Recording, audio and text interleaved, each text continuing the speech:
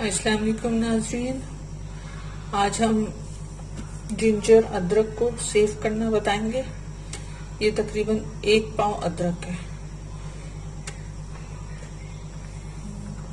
पिछली वीडियो में मैंने लहसुन सेव करने का तरीका बताया था।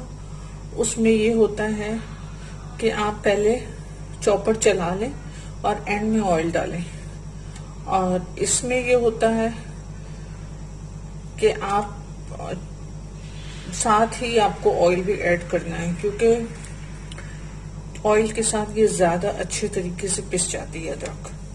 अदरक चूंकि हेयरी होती है, बहुत अच्छी अदरक नहीं मिलती हमारे यहाँ पे। ये मैंने तकरीबन हाफ कप इसमें ऑयल डाल दिए।